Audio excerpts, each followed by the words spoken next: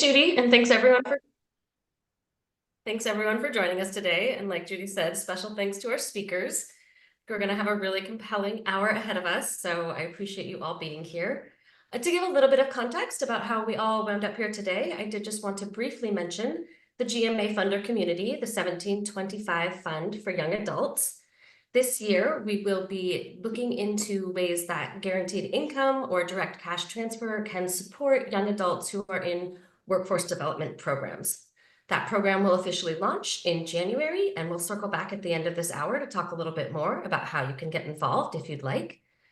But as I was starting to lead this initiative and dig into some research and trying to really explore what the workforce development space looked like here in Boston, I came across most of these lovely faces you see before you here. There's a lot of really exciting, really compelling work happening across the city and beyond in our neighboring cities.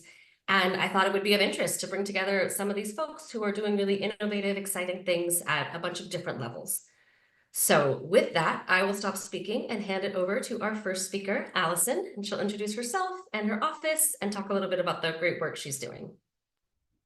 Wonderful. So nice to see everybody here. Thanks, Rachel. Thank you so much for having me. My name is Allison. I'm the Executive Director of the Office of Youth Employment and Opportunity for the City of Boston. It's a bit of a mouthful, but it's long for a reason because we focus on making sure that all youth in our great city are provided with work opportunities. So we provide all paid opportunities. We help convene all employers across the city and form what we refer to as our ecosystem of youth employers. And what we want to make sure is that those jobs are employment, but they're also an opportunity to the future of those youth. So we, alongside, make sure that there are career readiness aspect to all of our jobs and our programs and our team, getting youth ready to have a thriving future in the city.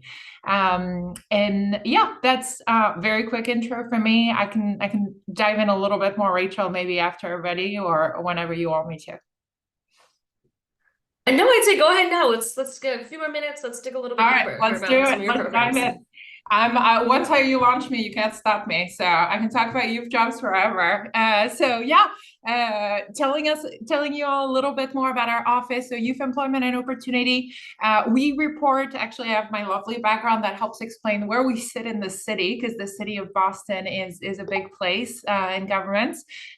We report into the Worker Empowerment Cabinet, which is really really meaningful in the sense of, like I was saying, we're providing jobs to youth, but those are not just, a random summer job. The idea is a job can lead you to a career, it can lead you to development, it can give you to successful life setup here in the city. And that's really what we focus on. One of our big roles, as I was mentioning really quickly, is to be ourselves just a convener of all youth jobs in the city. When you look a little bit at that space, and to give everybody a sense of scale, this summer, we actually, over our ecosystem, which we name Future Boss, which is our little clever play on word with, the future of Boston and the future bosses of the city, because those youth are building their future careers. We were able to hire 10,427 youth, which was really exciting. That was a record-breaking summer for us, especially post-pandemic. We've been building back for a few years now to make sure that we're providing all the youth who can benefit from it an employment opportunity. And those opportunities are in really every industry imaginable. We have a few thousand youths that actually work straight at the city and city governments that see how things get done here. We have a lot of youth that worked in community-based organizations and nonprofits all over your communities. I can guarantee if anybody has walked in Boston, attended any summer camp program or anything like that this summer, you have met one of the youth that work in our Success Link program. And then we do amazing partnerships with the private sector as well that provides internships in all of the big companies, hospital, finance of the city. That's actually in partnership with the Private Industry Council. And Kathy is here. She'll talk later about the pick, but we do that with them and many, many other partners. So overall, about 200 partners across the city that help us make this happen. It's over a 30 million investment every summer to support youth employment because everybody who participates, like I said, gets paid. The populations we focus on are very, very broad. I know we're going to dive into more opportunity youth in a little bit. My office really is here for this concept of like all youth of Boston. We strongly focus on the 14 to 18 years old high school population, but we also support 19 to 24 years old young adults as they're transitioning. And then most of them get served by more of the adult focused offices in our cabinets. But they can really be from any background, any place, any neighborhood. We do serve primarily youth of color coming from lower income populations and coming from key neighborhoods like Roxbury, Dorchester, Eastie, that haven't had historically as many opportunities given to them. So we try to really make sure that we're giving that focus on equity. And another big thing that we do is we help support the Boston public school system and really connect with them strongly.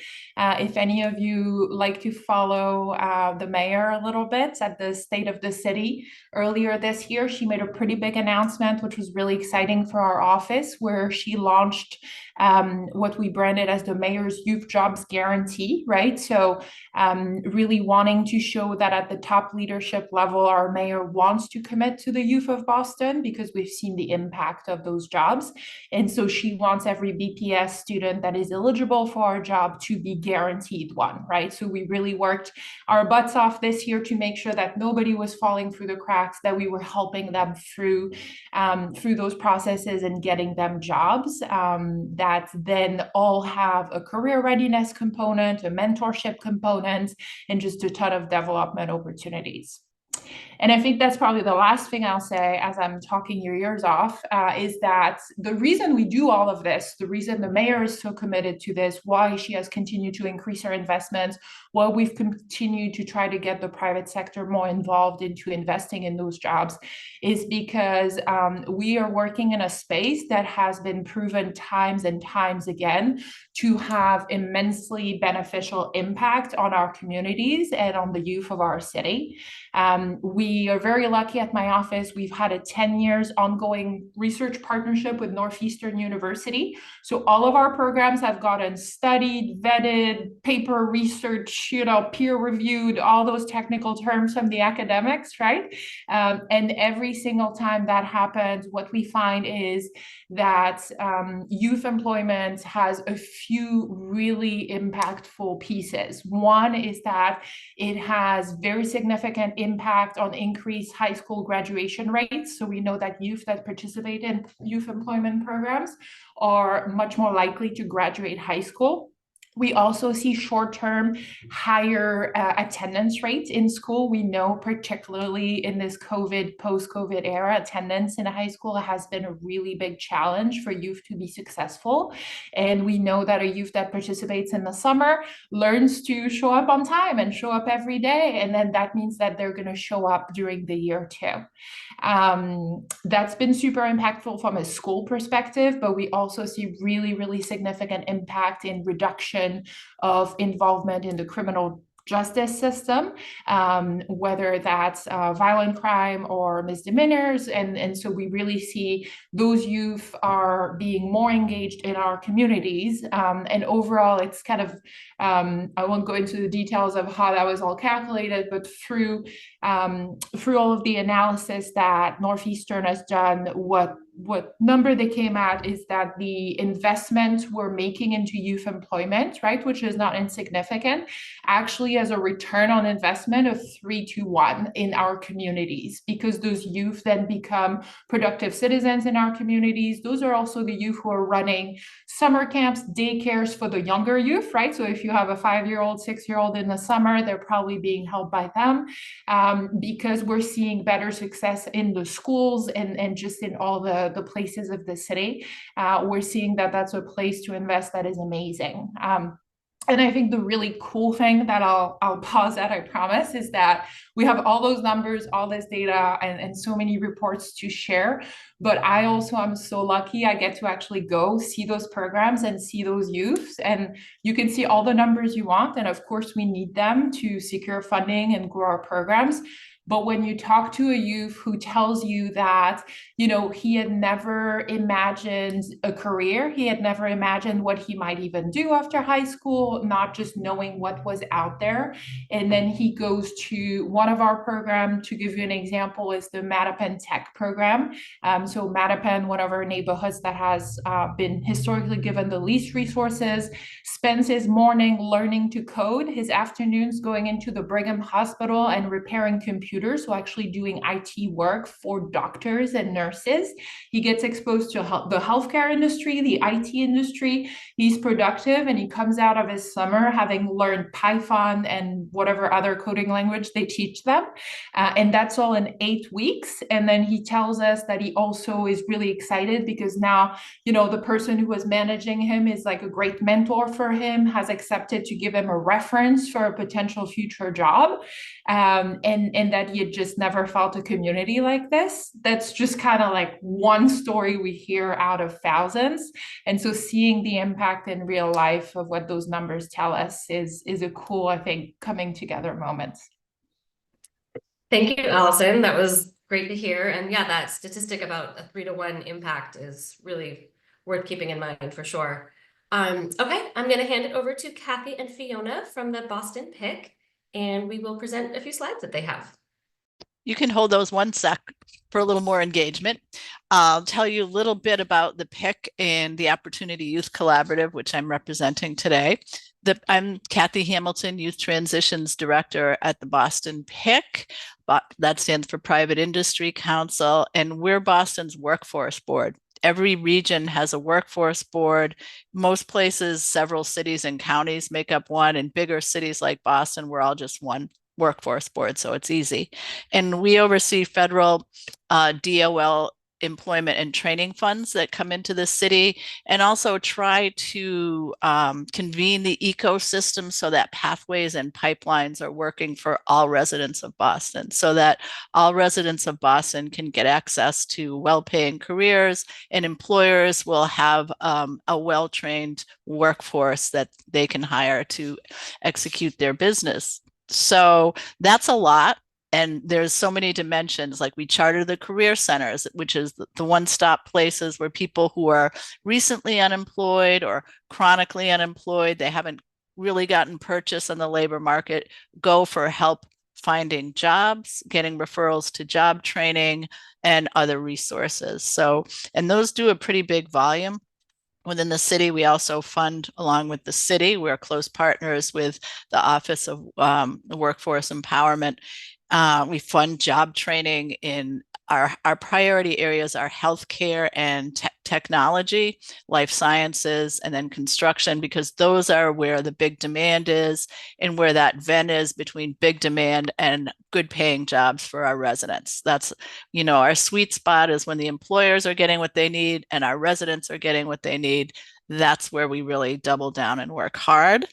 We convene a lot of groups when there are challenges to the pipelines. For example, we have the Health Careers Consortium, where we convene employers, trainers, and colleges to help address work shortages that are coming up, like nursing, for example. Nursing assistants is another one.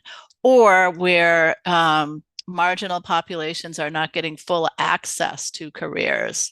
And that's an example I'll give. Like we have a dropout prevention and re-engagement task force that works with the BPS. like the city, the BPS is a major core partner for the PIC. We provide a private sector summer jobs program in partnership with the Office of Worker Empowerment. And relevant to this group, we convene the Opportunity Youth Collaborative, which looks at pathways and pipelines for 16 to 24-year-olds who are out of school and out of work. And in Boston, we like to think of loosely connected folks or marginally connected also. And we'll talk about that in a little bit. And our collaborative works by doing research, identifying challenges, making recommendations for policy, and then when we get grants, doing projects and initiatives that advance the cause of opportunity youth, either forwards them onto educational pathways or career pathways. And now we can go to the slides. Just now that you know who we are, right? Important to check in, which sometimes I forget. So proud of me already. We can go to the first content slide with the bar graphs. So if we look at, research, we use the census data to estimate along. I should pause and mention there's 40 other communities in the country that are focused on opportunity youth, and the Aspen Forum for Community Solutions, which was kind of launched by the Obama administration around this issue, convenes us all. So twice a year we get together and compare notes with other cities that are doing this. So it's been going on for 10 years, and I think it has really changed how we think about youth and young adults in this country. So this is a bar graph of the population of opportunity youth in Boston over the past, I don't know, almost 2 decades right now. And when we started in 2013, because there's a lag, we were looking at 12,000 or 11,645, which was probably about 9% of that age group population. Big chunk. In Boston, we like to think of numbers more than percents because we have so many advantaged college young adults living in Boston that get mixed in, that the percentage makes us look like we're doing better than we are, right? Because they go in the denominator and not necessarily in the numerator. And you can see the other remarkable thing about this is the trend, even though there's some up and down over the last, I'd say 10 years, has been to decrease the total number. However, there's 2 caveats when we think about that. Like if we look at our number of 6,158, the most recent in 22, which is about 5.7% of that population, that's on any given day. So if you're thinking about a year, because that's a survey, right? They come to the house, they do a survey. If you think of a given year, that number is probably a lot bigger because people disconnect every day, right? And the other piece is that we believe that the decrease is due to a lot of the great work of the city and coalitions like ours that are trying to band together to make a difference. But also the job market is hot and a lot of young people are simply getting jobs, most of them low paying, which in a way masks the true disconnection rate. Because once you graduate high school and just get stuck in that cycle of working 1, 2, or 3, low paying jobs, you don't have time to advance your education or training. So next slide. So the next piece of research we did, if we could go to the next slide, Rachel. Maybe not. Okay, that's all right. I can tell you what the next slide is a pie chart that shows that really 3/4 of our opportunity youth in Boston, and this is true in many other cities as well, already have a high school diploma. We've been working for 2 decades on graduating people from high school. And guess what? We've really improved our rates. That's a whole other presentation, but you can take my word for it. However, 3/4 of the folks that are disconnected have a high school diploma. So it's really after high school that we're seeing the disconnection. Now, a lot of the seeds of that could be what happens in high school, middle school, and elementary in terms of career preparation, internships and jobs like Allison was talking about. But this has kind of been the big contribution, I feel like, of Aspen and the Opportunity Youth Movement is we're thinking about a longer horizon into adulthood up to age 25, right? And that corresponds with brain development. Your brain is developing till age 25. So we're seeing that young people graduating from high school, a lot of those that are kind of low income people of color on the margins without traditional privilege are not making it into the middle class. Next slide.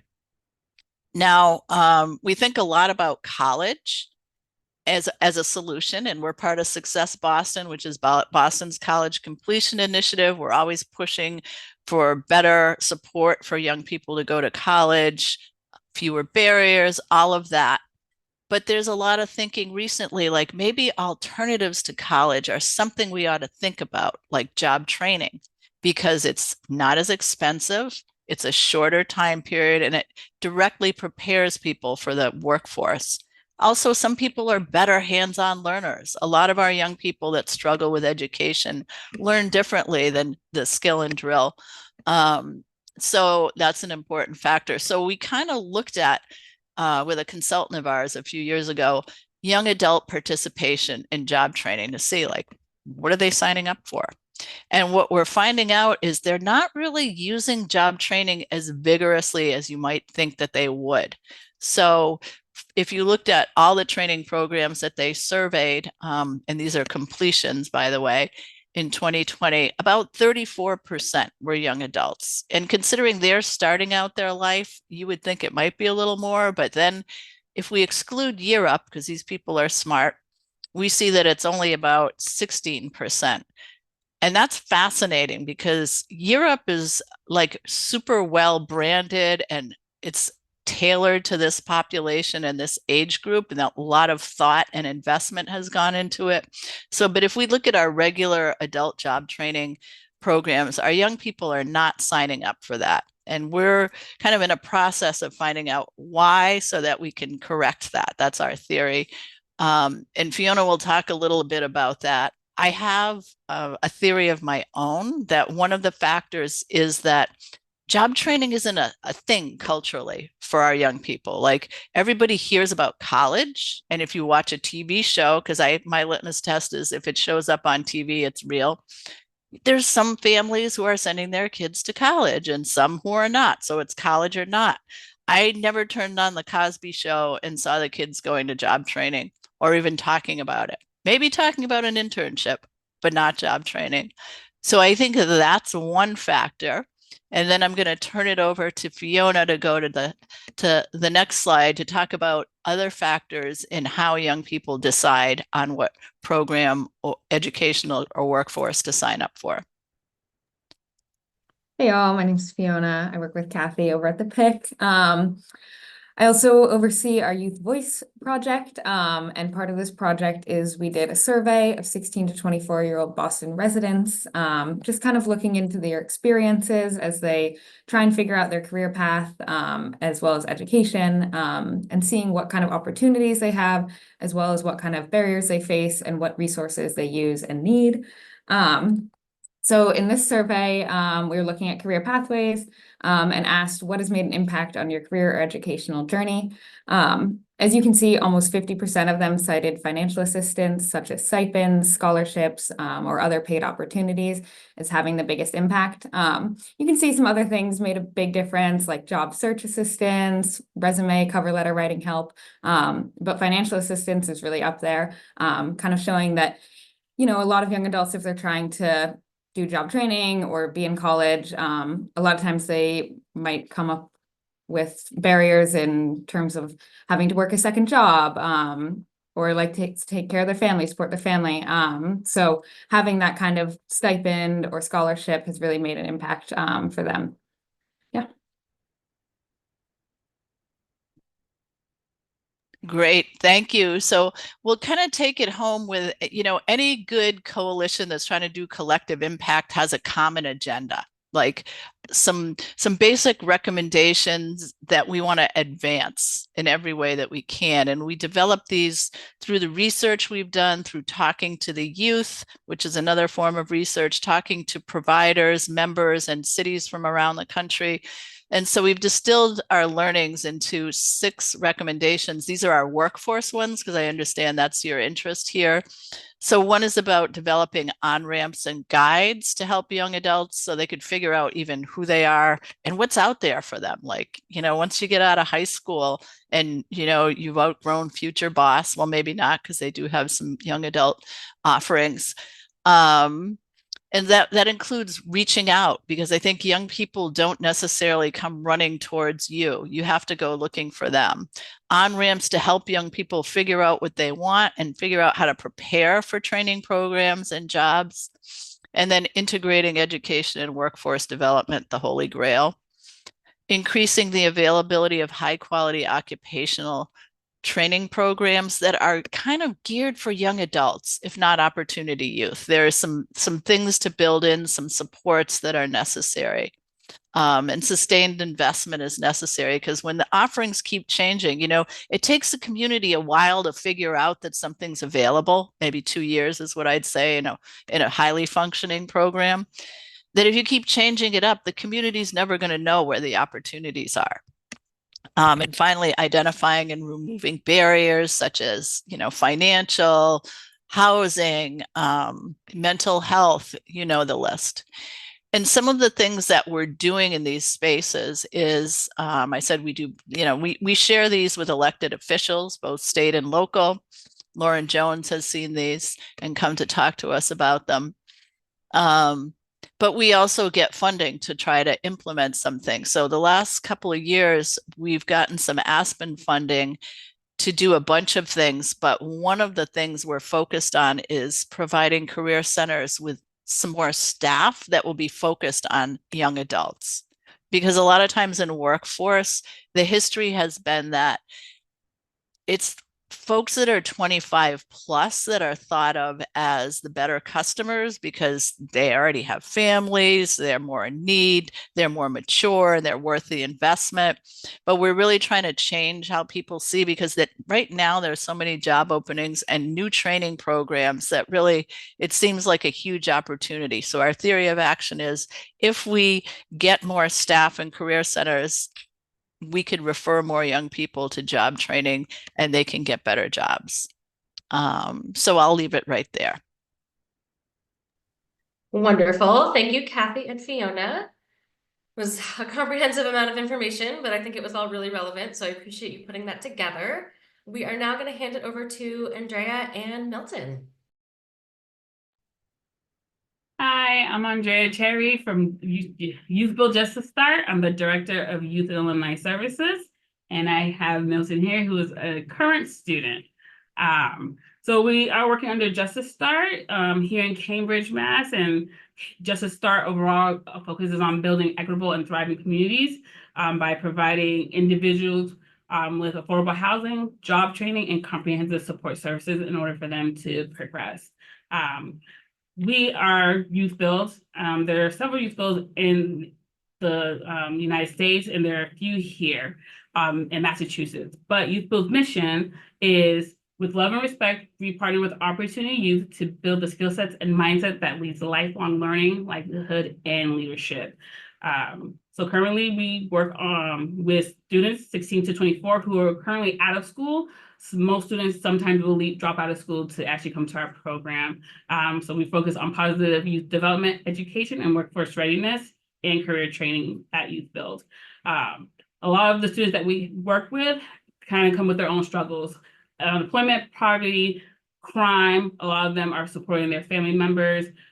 So we believe that these are the type of students that are kind of left behind, and we are here to kind of give them the opportunities to help them succeed. So there are core elements that we actually focus on when a student is actually here in this program. One of the first elements is education. We know a student who comes in here without a high set will not be able to progress further on. So we actually focus on high set, which is an equivalent to getting the diploma. And we focus on helping them also improve their math skills and reading skills.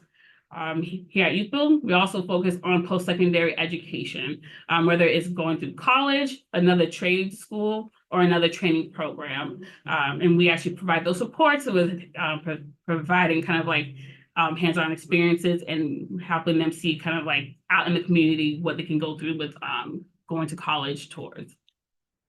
The second one, core element that we focus on is career pathways, and we actually offer two kind of workforce readiness training programs. So the first one is construction, where students are actually learning skills, doing some hands-on work on various projects here in the community and here at Youth Build. So they've actually been able to work and remodel some homes with demolition and actually doing some reconstruction work on that. And they actually get to earn credentials that they can actually carry on in this pathway. The second pathway is retail. Those are for students who are not interested in construction, but would love to gain some customer service skills, because a lot of people do come in here and don't have any employment. So that's what we offer. They also can earn a credential as well through this track that they can actually put on the resume to help them progress further. One of the other ones that we focus on is leadership development. This is for us, it's important for us to develop these skills through this leadership process in Youth Build. And we do a lot of community service and service engagement for our students. And one of the other ones is alumni success. So a lot of the students transition after they actually graduate and still get support services from Youth Build through case management, career pathways as well, because we know that once someone graduates, it's not the end, and it helps with retainment, whether they're in college or in an employment or a training program. One of the important elements, which is the fifth one, is support services, because a lot of the students that we actually serve come with a lot of barriers that make it actually challenging for them to actually succeed. The students that we work with are dealing with homelessness, mental health issues, a lot of family responsibilities, which is that's the main one. A lot of them also do have court involvement that also impacts them. So we're providing these supports and hand-holding services to help them through this process so they can eventually get their HiSET and get into a job training program. So for us, Youth Build, although we have construction instructors and academic supports and career pathways, one of the important things that we have here is counseling services. So although I am a director, I'm also a case manager. There's another case manager who is here as well. And we are kind of like the core here at Youth Build, because we are the backbones and the go-to for when students are struggling with their everyday. So for us, what we kind of provide is kind of assessments when a student does get enrolled in here, providing basic needs surveys, which actually helps us to do like an initial assessment of what a student may be going through and begin planning to help them. We also provide resources that's in their communities and some referrals for students and their families. One of the big things that we offer students, where a lot of students have said this has been the most helpful, is financial support. Each student that's enrolled here full-time gets a stipend, and they can earn up to $300 every 2 weeks. And that's for every student who's in the program. So students receiving the stipend, this has been a huge benefit. And it's an important part of our programming, because for our students, sometimes it's a choice between either working or actually focusing on getting their HiSET. So once they're here getting a stipend, they don't really have to worry about that. But it also helps them with meeting their basic needs, financial supports, because a lot of the families are dependent on these students. So it helps them, and it helps the students focus on their education and career goals. So we pride ourselves on that. For us, ongoing stipend support would be beneficial, because a lot of the times once a student is done, either they graduated successfully or they've been exited from our program, the stipend ends.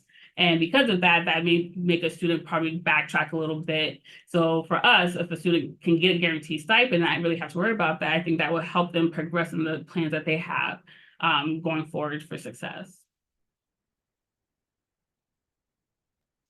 Great. Thank you, Andrea. And I think we can hand it over to Milton if he wants to just share a little bit about his story and what it was like going through Youth Build. Hey, how you doing? So my experience while being here, it was really complicated, because I came from 3 different high schools where the treatment wasn't right. So when I got here, I came in with the mentality of like, I'm not gonna last long here. I'm gonna just leave like the other schools, so they will kick me out eventually. But I remember we had a meeting with some people that graduated already, and they were talking, and somebody specifically said, you'll get vulnerable over here. And that's a big word for me, because it's like, I don't like to be vulnerable. But then I had a conversation with Andrea. It was throughout like getting into the program. And I was like, she's cool. And I liked her since day one. I was like, I'm gonna make a connection with that person. Then throughout the whole program, I saw that it's true. You get vulnerable, but it's a good thing because the program changed your mentality. Especially Andrea with all the meetings that we've been having and like that support that she has given me. I went through a lot of stuff throughout the program too, and if it would have been for Andrea, I would have not be here by now. Like I would have just leave already, but like I had that extra support coming from Andrea and the other people on the staff. But it was a good experience. It changed my mentality of every single school that I went to, and it was probably not the teachers, it was just the I don't know, the whole having to deal with a lot of student situation and all that. Because me personally, I thought all the teachers were bad and everything. I didn't like none of my teachers. I didn't even like to go to school, but they give me a good like meaning. Like I came all the way from Chelsea, so it's like a 2 hour like trip from Chelsea to here. And like always, I got up in the morning. I was like, I don't want to go. And then I remind myself, I was like, this is a safe place for me. This is a place where I feel comfortable. That's my community from now on. And that got me out of my bed and that got me to get ready and come all the way down here. And when it comes about construction is like I really cool. I cannot talk on reef because I never did retail.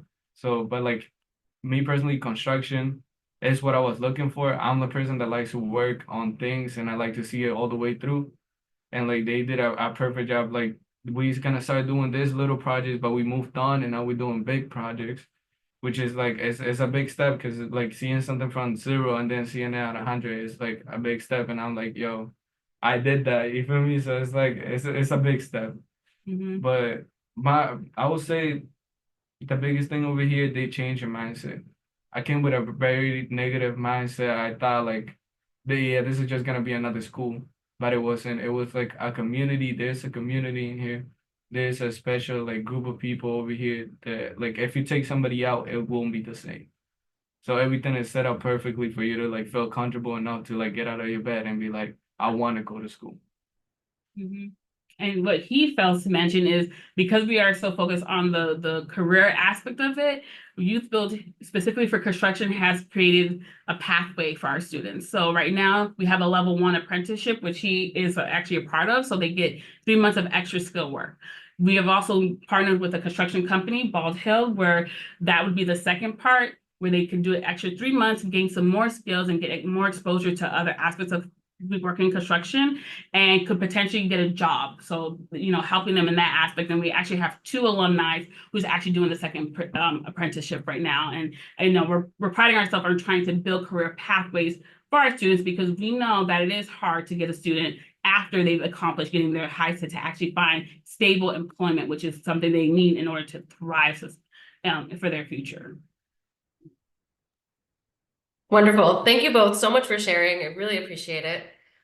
Okay, I'm just looking at time and I do want to open it up to the audience to see if anybody has questions. If not, I know that I have some, so this is a pressure-free situation, but yeah, if anybody has any questions, feel free to use the raise your hand function and we can unmute you and just see.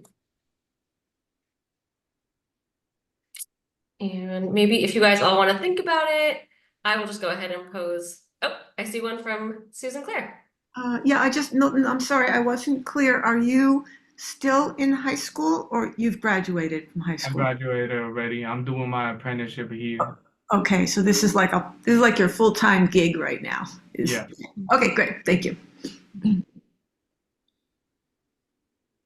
Any other questions from the audience at this point? Okay, well, I'm happy to pose a question. Oh, Shalita, please go ahead. Yeah, I was wondering about families because you mentioned and there's been a focus on young people, but I have a particular interest in young adults, that universe of 18 to 24-year-olds. So I'm curious about the percentages of those young adults with families, with children, those young families. So I was wondering if you could speak to that, Kathy, and Allison, and also you, Andrea, how many students in your program have families? So currently Great. we have, oh, we No, have great one, question. Go for it. currently we have one young father who is actively involved with his son, supporting him, kind of had to support him this morning with some things. In the previous cohort, we've had one, so we don't really get too many, but I do know like we're doing recruitment, and we actually have a lot of young moms and dads who actually applied for our current cohort that's upcoming. Great, that makes total sense. And Kathy, do you happen to have any data on number of parents? And it's okay if you don't. I don't have it fresh. I'm just Googling to see if I can find, hold on. Yeah, come back to me. I'm Googling it right now for you. No problem. Allison, do you guys have any data on parents? We don't follow that specifically. And like I said, for us, our main focus is mostly 14 to 18 years old who are still in school. And so we deal with that a little bit less. We see it anecdotally. And what I will say though, when we talk about family, kind of expanding on your question to a different direction, but what we do see is the importance of not necessarily those young adults having children themselves, but just overall being supported by their family and making sure that we are involving families, guardians, parents of youth and young adults into processes, because otherwise it's really easy for them to really hard, for them to navigate it on their own. So one of our big focus is that other side of family, I guess, that we spend time on when we think about employment there. Yeah, that makes sense. Kathy, if you have anything to add, you're welcome to, but also it's okay if not. Yeah, I just saw like nationally it was 10% and 6%. I think with the opportunity youth, it's a higher percentage. And I do think, I've heard a lot, Chiletta, about the 2-gen approach, which interests me. Like there's a group in Chicago, and their success, Boston and Chicago, is that as they get young people into college, they're also trying to recruit the parents into college because it just makes sense economically, and because parents have the biggest influence on their children's lives, even if they're fighting. So I thought that was a really interesting approach, and we haven't acted on it here, but it's in the back of our minds, I think. Wonderful, thank you. And Kathy, I had another question for you. Just in looking at some of the reports I've seen come out of your office, it looks like the disconnection rates are a little bit lower here in Boston than they are nationally. And I'm curious if you could speak to, what you think it is we're doing right here in Boston. Well, I think there's many factors. Like I told you, we got to remember when you look at percentages, we have a lot of advantaged college students who settle here and who haven't turned 25 yet. So they skew our data. So they're all in the denominator, but not so many of them in the numerator. So we look good because we import a lot of already advantaged young people. But did anyone read the Raj Chetty op-ed in the New York Times like a week and a half ago? I went to a forum and whoever spoke challenged us to read it, Marinelle Ruminier from Edvestors. And he mentioned, he was talking about opportunity index and how labor market scientists think of opportunity. And it's the ability to move from a lower class, especially poverty, to a higher class, such as middle class. And Boston was an example he named. He named like 2 examples in Boston. And I do think that we have a lot of resources here. Both, it's just who we are. We have foundations, we have hospitals, we have universities, and we have a lot of nonprofits and collective impact groups that have been working really hard to change how things are, to get people at the margins into the center and into the middle class. And I like to think that that has an impact. Awesome, thank you. If I don't see any other questions from the audience, I had one more for Andrea. Actually, I see Matt. Go ahead. Forgive me, I've got my cheap headset, but if you can't hear me, you'll have to signal, let me know. All right, cool. We can hear you. Questions. I have 1,000 questions. I'm going to restrict it to like 1.5, kind of 2. So first of all, I'm curious about the connection between social and relational capital. Sometimes we call it community connections, permanent connections. Are you having trouble hearing me? I will also put it in the chat. So the connection between social and relational people, so the connections we have, community connections, permanent connections on young people who happen to identify as opportunity youth or are disconnected, and similarly success in youth build. And if you were to think about from the youth build just to start of the young people who are failing, I've asked my friends at Europe about this, who aren't succeeding, is that often attributed to basic need supports? Where would that fit into the equation? Is it young people experiencing homelessness, which is the world I come from? Is it young people who are missing some other fundamental basic need that prevents drive? And how do you deal with that? So generally, how does social relational capital, community connections fit into this picture of opportunity in youth and young adults? And when young people are failing from our programs, is it often that we can connect it not to cultural factors, not to other things, but really the lack of housing, the lack of food, the lack of income, the lack of Okay, thanks. It was a little bit hard to hear, so I do appreciate you putting that in the chat. But I think I caught the second part, and it ties into actually what I was going to ask Andrea. Just speaking a little bit more about your programs and sort of where the biggest piece of engagement is, but also, yeah, what do you attribute to when a participant isn't able to complete as planned, and sort of what do you think that looks like, and is there anything that we can do to help support them? Mm-hmm. I mean, the most engagement, it all depends. Like in the beginning, when we're doing mental toughness, this is where everyone's coming in, getting to know each other. And in the beginning months, I feel like everyone's motivated. So they're coming in and you get a high engagement. Between the 3 to 4 month mark, you start to see some students start to go down a little bit. And that's because of all the factors of either, mental health is coming into play or some family things that's coming into play. So now that's kind of taking precedent. One of the biggest challenges or why students do not actually succeed is because there's a lot of things outside of youth build. Like in the perfect world, we want students to come here. We want them to engage. We have all the supports, but we can't pull them along unless they really want that. And for me, it's like family piece, right? There's been times where students have to make a choice. It's either I have to work full time to help my mom pay the bills and, dealing with that challenge, right? And having to drop out because that's more important than actually trying to finish their high set, right? And then there's just these other factors with mental health piece and substance use. That's like the next one, that's the highest one, where sometimes it's very challenging unless someone wants support services outside of youth build, because yes, we can provide the support, but sometimes someone may need a therapist or a psych eval, but if they're not willing to do that or address those problems, then we can't help them. So here at youth build, we will run a mile, and we are not so quick to just be like, oh, you have to go. We actually do our very best, even to the end, to provide supports. And I think the one thing about youth build is even if we have to exit a student, they still get follow-up services. So they still get supports from case management. And sometimes it's better for them because we're focusing now, they've been exited. There's not this pressure of like, oh, I have to come here, keep this attendance straight, come to school. They can focus on some of those barriers that were impacting them from actually completing it. And oftentimes, because of that, they would actually reapply and re-enroll to youth build and actually complete the program successfully the next time.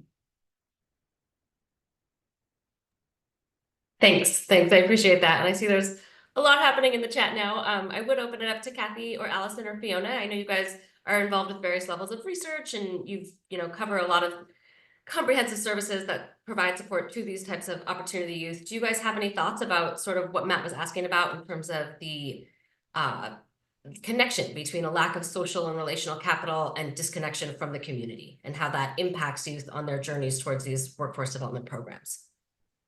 Well, I'll jump in. I happen to think it's huge, but it's less tangible. So I don't think it's as well documented and studied as, like, if you look at Fiona's chart, financial assistance was right up there. But then, internships, which are definitely about social capital as well as skills, mentorships were there.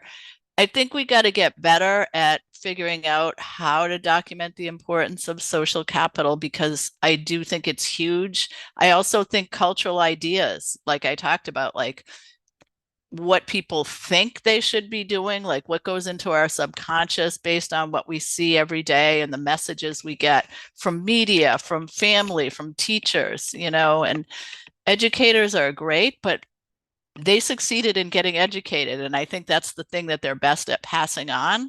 They're not great about bringing in the work world into the school world, right? That's one of my big recommendations for the BPS is like a lot of great vocational colleges where the professors actually work in the industry and they know what's going on and they bring people in from the industry. That's kind of a kind of social capital that we don't see a lot except in the vocational schools. And I could just add, sorry, another question on that survey that we did was, who do you go to for career advice? And the top 2 responses were family members or friends. So if you're not someone who like has a family member who went to college or like knows career pathways, they kind of just don't really have a mentor or a teacher or someone that they could go to. So yeah, it's really about like who's in your social network and who do they know, and what do they know about career pathways. Yeah, couldn't agree more. The piece of anecdote I'll ask for our side is almost, Matt, I think the like other end of the question that you're asking. We know there's a gap when they are disconnected and they don't have that social capital. That's really hard to like capture. Those are the youth we like struggle to even find and engage, and we try to get creative with strategies. What we do know though, the youth in our program, we run pre and post surveys every time we run those programs, and because we have a pretty big scale, it ends up like multiple thousands of answers. And number one, every time in terms of the value the youth got from their employment opportunity is mentorship, and this idea of I have a reference and I have somebody to go back to that can help me. And that's always on like the top responses for youth that we see in terms of the positive impact once we have brought them in, right? So that's great. I think the question is sometimes the ones that are the most disconnected are the ones that we're not able to bring in the first place. And so how do you bridge that gap? I think that's where, to Kathy's point, there's like a big, it's tough, right? There's no easy answer there. No, absolutely. And we are wrapping up. So I am just going to pose one last question, but I would love to hear from Andrea. Like, what does marketing and outreach look like for you guys? So we do a lot of social media posts. Sometimes we do go hand out flyers within the community. But what we've found out that most of the people that we're getting are actually from students. So a lot of the students are referring their own friends because of their own experiences that they got here. I just did a few interviews last week, and a lot of the students, the people that I interviewed were like, yeah, so-and-so interviewed me. And I'm like, oh, really? And some of the things, the feedback that they got and I heard, for me, I was like, oh, I didn't think this student actually felt this way, or this student felt supported in this way, because sometimes not all students are going to be as open as Milton to tell you, you helped me do a lot, or you changed my perception on this. So it was really good to hear that. And that's where most of our numbers have come from. It's just student referring their friends who did not make it into a traditional high school. Okay, word of mouth. Good to know. All right, well, we do only have a few minutes left, so I am going to wrap it up now, but I just want to thank everyone again, especially the presenters and speakers. I really appreciate you taking the time, and I hope that everyone enjoyed this session. As I mentioned at the beginning, GMA's 1725 Fund for Young Adults will be kicking off in earnest in January of 2025. So this is an opportunity for funders who are interested in workforce development, youth development, and or guaranteed income to come join us. And we'll be putting together a great series with a bunch of exciting speakers.